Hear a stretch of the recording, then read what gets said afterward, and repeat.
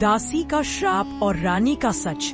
बहुत समय पहले की बात है। राजा अजय राज की 3 रानियां थीं। रानी सूर्यलेखा, बहादुर और रौबीली। रानी चंद्रप्रभा, सुंदर पर शांत। रानी कमलवती, बुद्धिमती और चालाक। और एक साधारण दासी, नाम था वैशाली, जो महल के कामों में इतनी निपुण थी कि खुद राजा भी उसकी समझदारी की तारीफ करता। राजा कभी कभी वैशाली से सलाह लेने लगा। रानियां यह देखकर असंतुष्ट हो गईं। रानी कमलवती ने कहा, एक दासी की जगह महल की रणनीति में नहीं होनी चाहिए। तीनों रानियां मिलकर वैशाली के खिलाफ साजिश रचती हैं। उसे चोरी का झूठा आरोप लगाकर महल से बाहर निकाल दिया जाता है।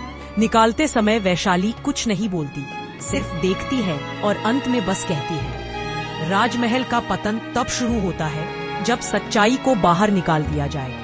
वैशाली एक साधु के आश्रम में चली जाती है और वर्षों तक तप करती है। उधर महल में अजीब घटनाएं होने लगती है। रानी सूर्यलेखा का पुत्र बीमार पड़ जाता है।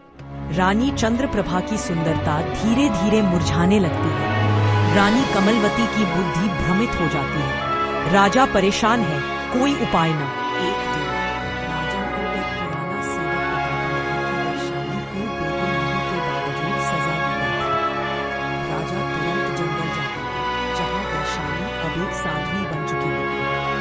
वह राजा को देखती है और कहती है, मैंने श्राप नहीं दिया था, बस अपने साथ हुए अन्याय को समय के हवाले कर दिया था।